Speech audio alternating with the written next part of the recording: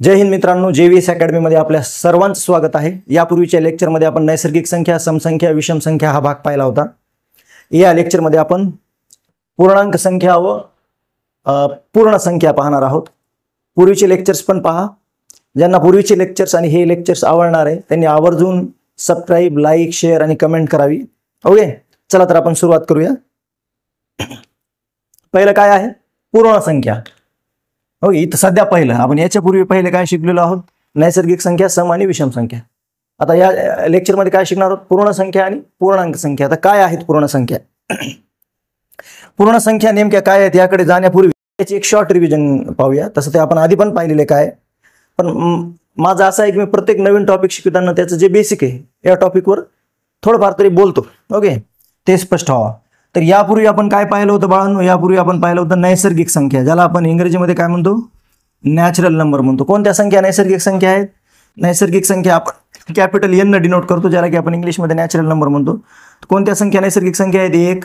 सगळ्यात छोटी नैसर्गिक संख्या एक, आणि त्याच्यानंतर प्रत्येक पुढची नैसर्गिक संख्या एक एक न वाढणार। 1 2 3 4 5 6 7 8 9 डॅश डॅश डॅश असं कुठपर्यंत? अनंतापर्यंत। हे अनंताचं चिन्ह, इन्फिनिटी पर्यंत। या झाल्या नैसर्गिक संख्या। नैसर्गिक संख्यामध्ये जर आपण एक संख्या जास्त जोडली, एक अंक जास्त जोडला, कोणता? शून्य, तर 0 1 2 3 4 5 डॅश डॅश डॅश। कारण कॅल्क्युलेशन मध्ये शून्याचा बी उपयोग आहे ना। ज्यावेळेस माणूस कॅल्क्युलेशन करू लागला त्यावेळेस 5 - 5चं उत्तर काय येतं? तर 5 - 5चं उत्तर काहीच येत नाही। म्हणजे काहीच येत नाही म्हणजे काय येतं? शून्य येतं। म्हणजे त्याला व्यवहारात शून्य या संख्येची सुद्धा काय पडली? कालांतराने गरज पडली, म्हणून शून्याचा शोध लागला। नैसर्गिक संख्येमध्ये मग नंतर कशाला जोडण्यात आलं? शून्याला जोडण्यात आलं। तर मग काय झालं? 0 1 2 3 यांना काय म्हणण्यात आलं? पूर्ण संख्या। जर आपल्याला डेफिनेशन करायचीच असेल आणि डिफाईन करायचंच असेल तर आपण कसं करणार डेफिनेशन किंवा डिफाईन? शून्य व नैसर्गिक संख्या, शून्य व नैसर्गिक संख्या, हे शून्य आहे, शून्य व नैसर्गिक संख्या यांनाच एकत्रितरित्या काय म्हणतात? एकत्रितरित्या पूर्ण संख्या म्हणतात। एकत्रितरित्या काय म्हणतात? पूर्ण संख्या म्हणतात। शून्य व नैसर्गिक संख्या यांनाच एकत्रितरित्या पूर्ण संख्या म्हणतात। कोणत्या संख्या म्हणतात? पूर्ण संख्या म्हणतात। तर कोणत्या संख्या आहेत पूर्ण संख्या? हे डेफिनेशन होता काहीतरी।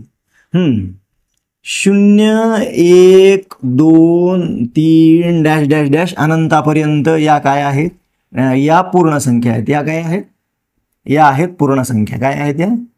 या पूर्ण संख्या आहेत। ठीक आहे। सगळ्यात छोटी पूर्ण संख्या काय?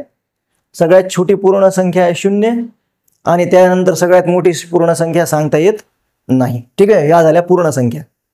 त्याच्यानंतर पुढचा संख्यांचा प्रकार काय? पूर्णांक संख्या। पुढचा संख्यांचा प्रकार काय? पुढचा जो नेक्स्ट प्रकार आहे, ओके, इकडे पण हेडलाईन टाक। पुढचा जो नेक्स्ट प्रकार आहे संख्यांचा तो काय? पूर्णांक संख्या। कोणत्या संख्या? पूर्णांक संख्या। कोणत्या? पूर्णांक संख्या, ज्याला आपण इंग्लिशमध्ये काय म्हणतो? इंग्लिशमध्ये आपण त्याला म्हणतो इंटिजर नंबर। कोणते नंबर? पूर्णांक संख्यांना इंटिजर नंबर। काय आहे पूर्णांक संख्या? माणूस ज्यावेळेस कॅल्क्युलेशन करू लागला तर कालांतराने त्याला याची पण गरज पडली की बाबा 8 - 3 हे काय होतात? 5 होतात। पण 3 - 8 असल्यावर काय होतात? तर 3 - 8 असल्यावर -5 होतात। हे कॅल्क्युलेशनची गरज पडली। किंवा समजा मी म्हणलो माझ्याकडे 100 रुपये आलते। माझ्याकडे किती रुपये होते? माझ्याकडे 100 रुपये होते, म्हणजे हे आले होते माझ्याकडे, म्हणजे ही झाली प्लस संख्या, पॉझिटिव्ह। आणि त्याच्यातून मी 80 रुपये खर्च केले, म्हणजे याच्यातून झाले -80। प्लस 100 आणि -80चं उत्तर आलं 20। ओके, म्हणजे माझ्याकडे किती रुपये उरले? 20 रुपये उरले। माझ्याकडे 100 रुपये आले होते, त्याच्यातून मी -80 झाले, म्हणजे 80 रुपये खर्च केले। त्याच्यातून आता माझ्याकडे बॅलन्स किती उरलं? 20 रुपये उरलं। म्हणजे व्यवहारात त्याला कोणत्या संख्यांची गरज पडली? व्यवहारात मानवाला ऋण संख्यांची सुद्धा कालांतराने काय पडली? नैसर्गिक संख्या 0 यासोबत त्याला कालांतराने कोणत्या संख्यांची गरज पडली? पूर्णांक संख्यांची पण गरज पडली, म्हणजे ऋण संख्यांची पण गरज पडली असं मला म्हणायचं। कोणत्या संख्यांची गरज पडली त्याला? कालांतराने त्याला हे -80 -5 सारख्या ऋण संख्यांची पण गरज पडली। तर संख्यांच्या समूहामध्ये किंवा संख्यांच्या संचामध्ये, किंवा संख्यांच्या संचामध्ये आणखीन संख्या जोडण्यात आल्या। कोणत्या संख्या जोडण्यात आल्या? या काय आहेत इकडे? हे नैसर्गिक संख्या, आणि या काय आहेत? नैसर्गिक संख्यामध्ये 0 जोडलं ते झाले पूर्ण संख्या। मग याच्यामध्ये नैसर्गिक संख्यांच्या विरुद्ध संख्या जोडल्या। 1 ची विरुद्ध संख्या 1 ची विरुद्ध संख्या -1, मग 2 ची विरुद्ध संख्या -2, 3 ची विरुद्ध संख्या -3 डॅश डॅश डॅश अनंतापर्यंत. म्हणजे एकदम मधोमध शून्य, शून्याच्या उजवीकडे धन पूर्णांक संख्या आणि शून्याच्या डावीकडे ऋण पूर्णांक संख्या. तर मग पूर्णांक संख्या म्हणजे काय, आपण डेफिनेशन करायचीच असली तर कशी करू? पूर्णांक संख्यांची नैसर्गिक संख्या, नैसर्गिक संख्या कोणत्या संख्या? नैसर्गिक संख्या 1 2 3 4 या झाल्या नैसर्गिक संख्या.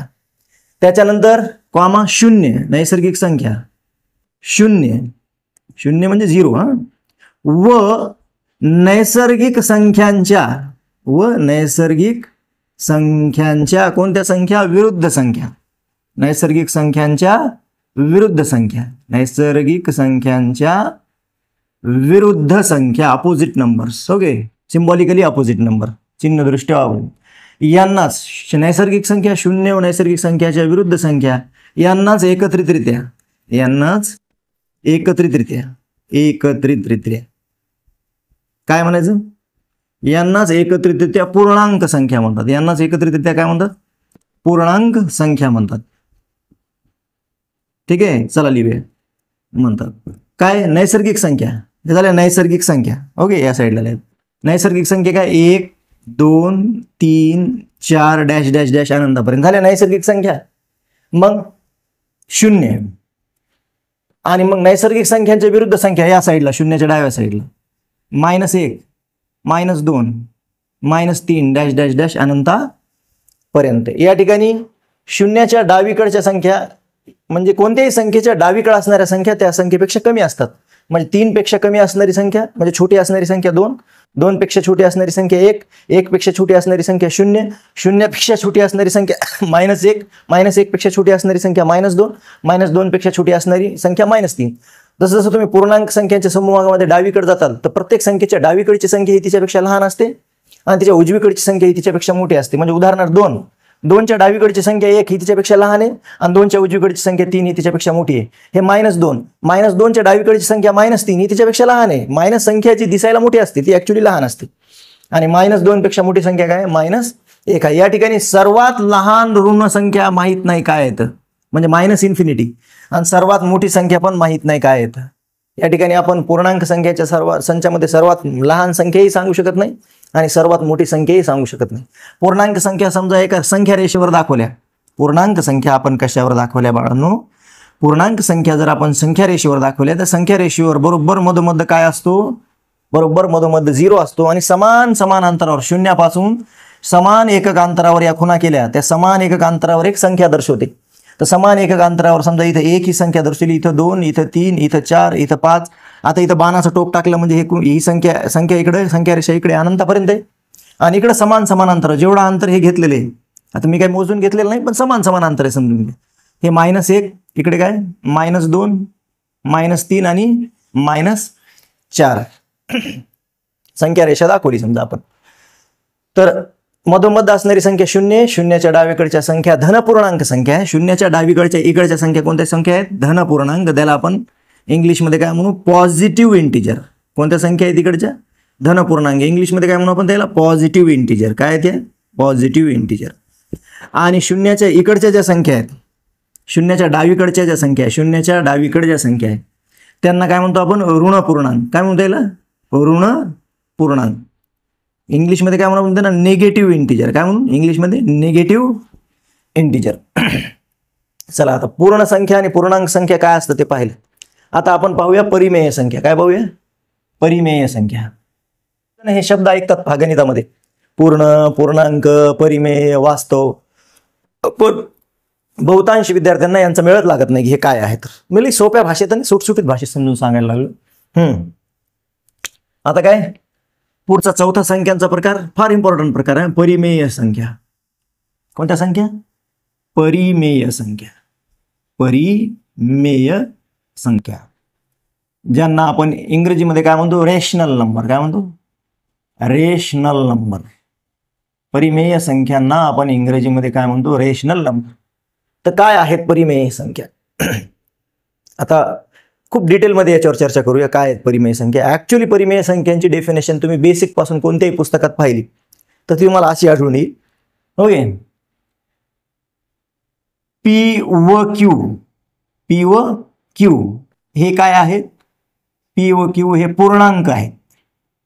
पाहिले ना आपण पूर्णांक आहेत, हे दिसले पूर्णांक. शून्याच्या इकडे धन पूर्णांक आणि शून्याच्या इकडे ऋण पूर्णांक. शून्य सुद्धा एक पूर्णांक. पी व क्यू हे पूर्णांक असून क्यू बरोबर शून्य नसेल. आणि आणखीन काय आहे? व क्यू बरोबर काय नाही, व क्यू बरोबर शून्य नाही. क्यू बरोबर काय नसावं? क्यूची किंमत शून्य नसावी. पी व क्यू हे पूर्णांक असावी पण क्यूची किंमत शून्य असू नये का? आपण करू ना याच्यावर चर्चा. तर पी छेद क्यू रूपातील संख्येला, पी छेद क्यू रूपातील संख्येलाच, पी छेद क्यू रूपातील संख्येलाच काय म्हणतात? परिमेय संख्या म्हणतात. काय म्हणतात? परिमेय संख्या म्हणतात. परिमेय संख्या म्हणतात. परिमेय संख्या म्हणतात. काय म्हटलं? पी आणि क्यू हे पूर्णांक आहे पण क्यू काय नाही, शून्य नाही. कारण शून्याने भागणे ही प्रक्रिया अनडिफाईन्ड आहे. शून्याने भागणे ही प्रक्रिया काय?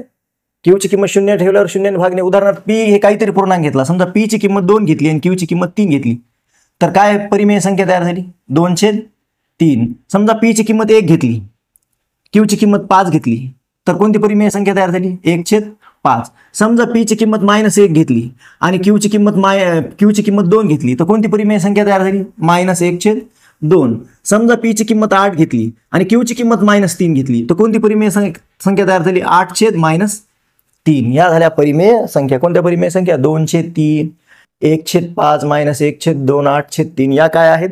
परिमेय संख्या. म्हणजे आपण यांना या टाईपमध्ये पी छेद क्यू टाईपमध्ये असणाऱ्या संख्यांना परिमेय संख्या म्हणतो.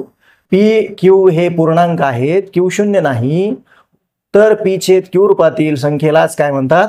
परिमेय संख्या म्हणतात. पी ची किंमत 2 घेतली, क्यूची किंमत 3 घेतली, तर 2/3 एक परिमेय संख्या, 1/5 ही एक परिमेय संख्या आहे, -1/2 परिमेय संख्या, 8/-3 असे आपल्याला अनंत परिमेय संख्या देता येतील. फॉर इंटरेस्टिंग गोष्ट आहे की या ह्या टाईपमध्ये ज्या असणाऱ्या परिमेय संख्या आहेत का त्यांनाच आपण अपूर्णांक सुद्धा म्हणतो. काय म्हणतो? पण प्रत्येक अपूर्णांक परिमेय संख्या आहे. प्रत्येक अपूर्णांक परिमेय संख्या आहे, परंतु प्रत्येक परिमेय संख्या अपूर्णांक नाही. बघा याच्यावर पण चर्चा करू. आपल्या डेफिनेशन मध्ये काय म्हटलो? आपल्या डेफिनेशन मध्ये आपण असं म्हटलो की पी छेद क्यू रूपातील, तिचं स्वरूप कसं असावं, तिचं रूप कसं असावं? पी छेद क्यू असं रूप असावं, तर आपण तिला परिमेय संख्या म्हणतो. मग आपल्या मनात प्रश्न निर्माण होईल, बाबा नैसर्गिक संख्या ज्या आहेत, कोणत्या संख्या? नैसर्गिक संख्या आहेत. त्या काय आहेत नैसर्गिक संख्या? नैसर्गिक संख्या 1, 2, 3, 4, 5, 6 डॅश डॅश डॅश अनंतपर्यंत. मग या परिमेय संख्या आहेत का? या तर पी छेद क्यू रूपात नाही, पण ह्या पी छेद क्यू रूपात आहे. कसे आहे सांगतो. आपण काय म्हणतो, समजा 5 ही संख्या घेतली तर 5 ला 1 न गुणलं काय गुणाकार येतो? 5 × 1 5 × 5. आणि 5 ला जर 1 न भागलं, 1 चा पाढा 5 पर्यंत. 1 चा पाढा नसतो का? 1 चा पाढा. आय विल शो यू 1 चा पाढा. 1 चा पाढा 1, 2, 3, 4, 5 हे 1 चा पाढा आहे ना. हा 1 × 5 5 म्हणजे कितीचा भाग बसला? जर 5 ला 1 न भागलं तर कितीचा भाग बसायला? 1 चा पाढा 5 पर्यंत म्हणावं. जर 5 ला 1 न भागलं तर 5 चा भाग बसायला. म्हणजे नुसते केवळ 5 बी लिहिले तर ते कोणत्या रूपात लिहिता येतात? नुसती 5 ही संख्या लिहिली तरी त्याला पी छेद क्यू रूपात लिहिता येते. इथं पी ची किंमत किती आहे? इथं पी ची किंमत आहे 5 आणि क्यू ची किंमत काय आहे? क्यू ची किंमत आहे 1. पी छेद क्यू रूपात संख्या कोणत्या रूपात? पी छेद क्यू रूपात. पी ची किंमत 5 आणि क्यू ची किंमत 1. म्हणजे आपण प्रत्येक नैसर्गिक संख्येला 1 न भागलं तर तिची किंमत बदलणार नाही. 1/1 1च होणार, 2/1 2च होणार, 3/1 3च होणार, 4/1 4च होणार, 5/1 5च होणार, 6/1 6च होणार. म्हणजे सर्व नैसर्गिक संख्या आपोआप कोणत्या रूपात आहेत? कारण त्यांना 1 ला भागल्यात काही फरक पडत नाही. म्हणजे सर्व नैसर्गिक संख्या या काय आहेत? परिमेय संख्या आहेत. आणि सर्व पूर्णांक संख्या पण परिमेय संख्या आहेत. आणि सर्व पूर्ण संख्या पण काय आहेत? परिमेय संख्या आहे. यांच्या छेदात 1 लिहिलं तर यांना काही फरक पडणार नाही. यांच्या छेदात पण पूर्णांक संख्यांच्या छेदात पण 1 लिहिलं तर यांना पण काही फरक पडणार नाही. कारण 1 न भागलं तर 1 न कोणत्याही संख्येला 1 न भागलं आणि 1 न गुणलं तर त्या संख्येची किंमत बदलत नाही. कोणत्याही संख्येला 1 न भागलं किंवा 1 न गुणलं तर त्या संख्येची किंमत बदलत नाही. म्हणून आपण काय म्हणू? सर्व नैसर्गिक संख्या या पी छेद क्यू रूपात आहे. ओके. 1 म्हणजे 1/1 आहे, 2 म्हणजे 2/1 आहे, 3 म्हणजे 3/1 आहे, नुसते 4 म्हणजे 4/1 आहे, 5 म्हणजे 5/1 आहे, 6 म्हणजे 6/1 आहे. या रूपात लिहू शकतो. म्हणजे सर्व नैसर्गिक संख्या काय? परिमेय संख्या आहे. सर्व नैसर्गिक संख्या परिमेय संख्या आहेत. म्हणून मी तुम्हाला काय म्हणलो? सर्व अपूर्णांक परिमेय संख्या आहेत. सर्व अपूर्णांक परिमेय संख्या आहे. परंतु सर्व परिमेय संख्या या काही अपूर्णांक नाही. हे तर पूर्णांक आहेत ना. हे सगळे काय? 1 2 3 4 5 6 हे पूर्णांक आहेत. म्हणून सगळे अपूर्णांक परिमेय आहेत. सगळे अपूर्णांक परिमेय आहेत, पण सगळे पूर्णांक संख्या या परिमेय संख्या नाही. सॉरी मी काय म्हणलो, सगळे अपूर्णांक परिमेय आहेत, सगळे अपूर्णांक परिमेय आहेत, पण सगळ्या परिमेय संख्या अपूर्णांक नाहीत. परंतु सगळ्या परिमेय संख्या या काही अपूर्णांक आहेत का? या काही अपूर्णांक आहेत का? नाही, सगळ्या परिमेय संख्या अपूर्णांक नाहीयेत. त्याच्यानंतर आपण काय म्हणू शकतो, या ठिकाणी आपण असं म्हणू शकतो की सर्व म्हणण्यापेक्षा असं म्हणू, नैसर्गिक संख्या, ओके, पूर्ण संख्या, नैसर्गिक संख्या, पूर्ण संख्या, पूर्णांक संख्या, पूर्णांक संख्या या देखील काय आहे, या देखील परिमेय संख्या आहेत, या देखील परिमेय संख्या आहेत. आता मुद्दा काय म्हणलो होतो मी, आता एक पॉइंट म्हणालो होतो की सर्व अपूर्णांक परिमेय आहेत. सर्व अपूर्णांक हे अपूर्णांक आहेत ना, दिसेल का? सर्व अपूर्णांक परिमेय आहेत, सर्व अपूर्णांक परिमेय आहेत. काय आहे? सर्व अपूर्णांक परिमेय आहेत, सर्व अपूर्णांक परिमेय आहेत. पण सर्व परिमेय, आता ह्या परिमेय आहेत ना, सर्व परिमेय अपूर्णांक नाही, परंतु सर्व परिमेय हे अपूर्णांक नाहीत, हे अपूर्णांक नाहीत किंवा असतीलच असं नाही. ओके, काही आवश्यकता नाही. ओके, तर या व्हिडिओ लेक्चरमध्ये आपण काय पाहिलं, पूर्ण संख्या, पूर्णांक संख्या आणि परिमेय संख्या. तर पूर्ण संख्या काय आहेत, नैसर्गिक संख्या व शून्य यांना एकत्रितरित्या पूर्ण संख्या म्हणतात. सर्व नैसर्गिक संख्या व शून्य यांना एकत्रितरित्या पूर्ण संख्या म्हणतात. पुन्हा काय म्हणलं, नैसर्गिक संख्या शून्य आणि नैसर्गिक संख्यांच्या विरुद्ध संख्या, हे दिसेल, नैसर्गिक संख्या शून्य आणि नैसर्गिक संख्यांच्या विरुद्ध संख्या यांना काय म्हणतात, पूर्णांक संख्या म्हणतात. परिमेय संख्या, ओके, काय म्हणलं, परिमेय संख्या पी व क्यू हे पूर्णांक असून क्यू शून्य नसतील तर पी छेद क्यू रूपातील संख्येलाच काय म्हणतात, परिमेय संख्या. 2/3, 1/5, -8/3 किंवा नुसतं लिहिलं असं 9, 10. ओके, आता पुढच्या व्हिडिओ लेक्चरमध्ये आपण परिमेय संख्यावरील क्रिया हा भाग पाहूया. परिमेय संख्यांची बेरीज म्हणजे अपूर्णांकाची बेरीज, परिमेय संख्यांची बेरीज, वजाबाकी, गुणाकार, भागाकार ही गोष्ट पाहूया. हा व्हिडिओ लेक्चर आवडला असेल तुम्हाला तर मला पुढचे व्हिडिओ लेक्चर बनवण्यासाठी मी मोटिवेट व्हावं, मला प्रेरणा भेटावी, याकरता आवर्जून तुम्ही माझ्या चॅनलला लाईक, सबस्क्राईब, शेअर, कमेंट जे करता येईल ते करा. ओके.